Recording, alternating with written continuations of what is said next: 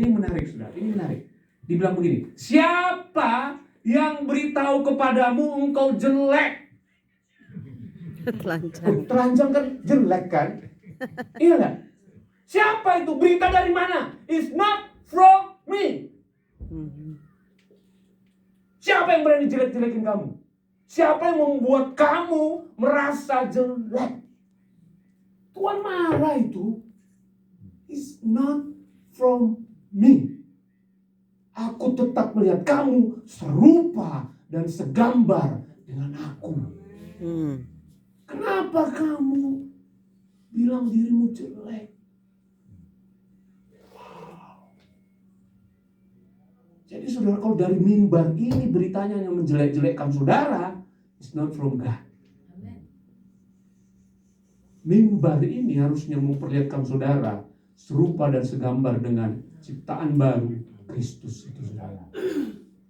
Itu yang membuat saudara berkemenangan di luar sana. Karena engkau selalu sadar, aku ciptaan baru. Kristus dalamku, Kristus hidupku. Paris yang lama sudah mati. Ini Paris yang baru di dalam Kristus, yang diciptakan Allah sebelumnya untuk melakukan pekerjaan-pekerjaan baik. Amin. Masih bisa gagal? Masih bisa salah? Bisa. Sama kayak Adam dan Hawa. Tapi bedanya Adam dan Hawa sekali jatuh dalam dosa, dosa masuk dalam dunia, kutuk masuk. Tahu nggak bedanya kita? Ada darah Yesus, darah anak domba Allah yang membuat engkau tak akan pernah terhilang dari genggaman Bapa. Wow. Amin. Wow. Jadi free will-nya Adam dan Hawa itu, kehendak bebasnya Adam dan Hawa, nggak ada jaring pengamannya. Jadi kapanpun kehendak bebasnya dipakai, langsung hilang. Kita, saudara, free will kita di dalam kurungan kasih karunia Tuhan. Kapanpun kau salah milih, kau hanya untuk belajar. Kau tak akan pernah lagi terhilang dari kasih Bapa yang sempurna itu. Amin. Itu bedanya kita. Makanya orang perjanjian baru lebih dahsyat daripada orang perjanjian lama. Kita pengen kayak Musa, kayak Daud, kayak mereka justru setiap kali nanti, kalau kita siapa duluan pulang ke surga atau kiamat lah, Yesus datang 2 kali. Setiap kali muncul orang perjanjian baru di surga, yang orang perjanjian lama masuk, wah ada lagi yang datang, tanyain tuh gimana bisa Tuhan hidup di dalam dia. Orang itu perjanjian lama pengen hidupi yang seperti kita hari ini. Amin. Iya, makanya Ibrani bilang tanpa kita mereka gak sempurna.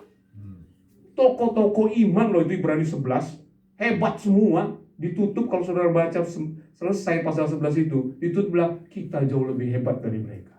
Kira-kira gitu. Loh, kitanya jago? Bukan. Karena ada Yesus yang hidup di dalammu. Amin. Dulu mereka dihinggapi aja, diurapi aja. Kita hari ini dia ada di dalamku, bergerak di dalamku. Amin. Wow, kalau kita ngerti ini saudara, saudara bukan seperti seonggok daging yang beredar-edar di LA, bukan. Aduh, enggak. Engkau ini orang-orang yang dahsyat, saudara. Karena Yesus, kehidupan Yesus ada di dalammu.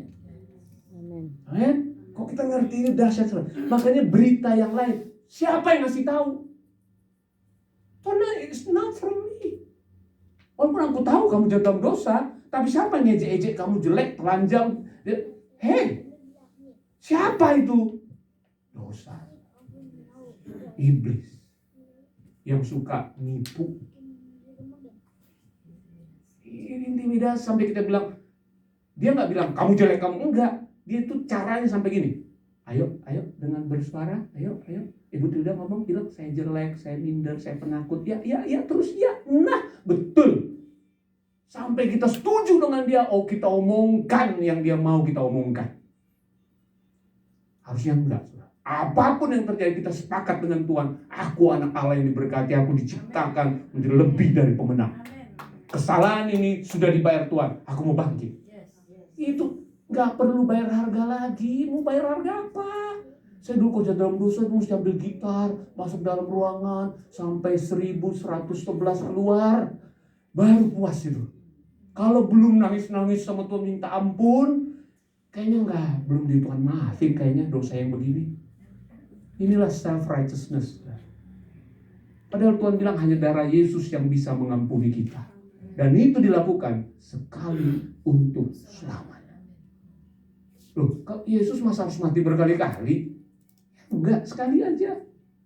Amin. Jadi berita yang lain itu bukan dari Tuhan. Kemudian ayat 12. Yang jelek ya. Kemudian ayat 12. Manusia itu menjawab, perempuan yang kau tempatkan di sisiku ini, dialah yang berikan dari pohon-pohon itu. Nah, mulai nyala-nyalain. Tuhan gak nyari siapa biang kerok, siapa yang salah. Tapi manusia itu bawaannya sejak dalam dosa gitu. Kalau semua gak bisa disalahin, ya entah kucing yang disalahin, entah handphone yang disalahin, apa aja kalau bisa. Pokoknya bukan aku yang salah. Karena ketakutan. Jarang ada gak? Udah, gak apa-apa, udah aku yang salah. Jarang kan? Susah. Tapi Tuhan gak mau kita begitu. Kami kalau di komunitas kami selalu bilang, setiap kali ada kesalahan, siapa ini yang salah? Udah, Yesus yang salah. Selesai langsung. Oh iya ya, Yesus yang salah, terus Yesus yang dihukum ya. Ya udah kita udah benar, oke. Ya berespon benar. Iya kan, nggak ada yang perlu dihukum, langsung solusinya apa? Jalan keluarnya apa? Move on. Enak dong. Ngapain sih salah satu? Terus kalau udah dia apa ya? Mau dilempar batu sampai mati? Yesus sudah tanggung di kayu salib semua kesalahan kita. Sengaja atau tidak sengaja sudah dibayar. Amin. Iya, makanya bukan itu. Ayat 13. Kemudian firman Tuhan Allah kepada perempuan itu, oke lah diikutin permainan mereka ini. Ingat, pakai nanya ya, ingat ini nanya-nanya terus ya dari tadi ya. Selalu nanya. Terus ayat 13. Kemudian berfirman Tuhan kepada perempuan itu, apa yang telah kau perbuat ini? Masih nanya.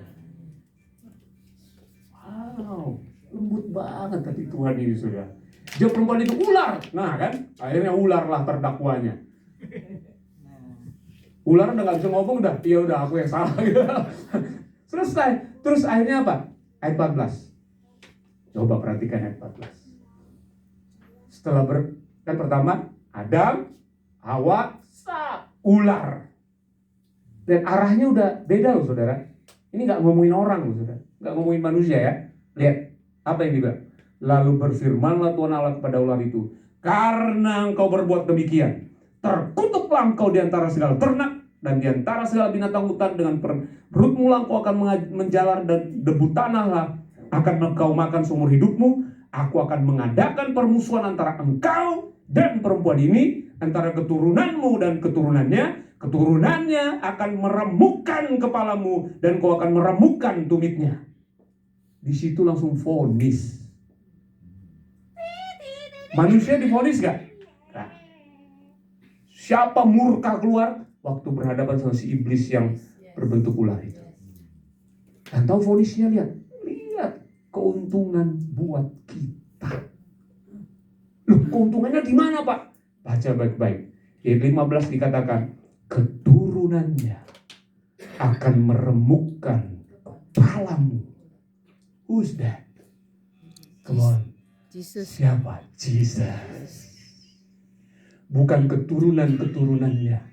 Satu itu single yang dimaksud. Ada satu orang nanti dari keturunan wanita itu yang akan hantam menganapi kepala. Yes. Dari Taman Eden, Injil kasih karunia Kristus sudah diberitakan. Amin. Sang Juru Selamat akan datang. Habis ngoni, habis ngana. Kita rica ngana. Masuk belanga. Oh, itu ular gemetar, iblis sudah gemetar itu. Paham saudara? Jadi dia tetap ada di pihaknya manusia. Ya, belum dia apa-apain Adam dan Hawa, tapi langsung tenang guys, kita menang. Itu maksudnya. Saudara, saya persingkat ya. Saudara kalau baca di ayat 20 dia bilang begini. Berfirman ayat 22, berfirman Tuhan, sesungguhnya manusia itu telah menjadi seperti salah satu dari kita, tahu tentang yang baik dan yang jahat. Maka sekarang jangan sampai ia mengulurkan tangannya dan mengambil pula dari buah pohon kehidupan itu dan memakannya sehingga hidup untuk selama-lamanya. So, usir. Itu backgroundnya, kenapa ada kata usir? Usir dari Taman Eden supaya ia mengusahakan tanah dari mana ia diambil. Lalu dia menghalau manusia itu dari Taman Eden dan menaruh keruk di situ untuk menghalangi mereka untuk balik ke Taman Eden. Jangan sampai makan pohon kehidupan. Kenapa? Mereka bisa kekal di dalam dosa dan gak bisa diselamatkan lagi. No. Itu gak boleh terjadi.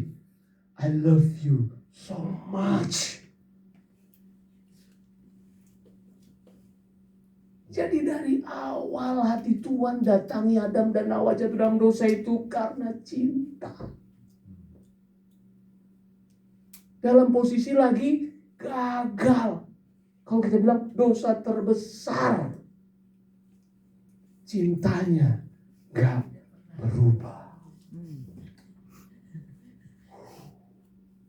Itu alasan Tuhan turun cari mereka di Taman Eden. Dan itu kiasan Natal yang sebentar lagi kita akan peringati. Karena begitu besar kasih Allah, Ia datang mengaruniakan anaknya, supaya barang siapa yang percaya tidak binasa. Jadi itu bukan mata merah, bukan. Yang ada juga mata merah karena sedih. Iya nak, kamu keluar sepertinya kalah.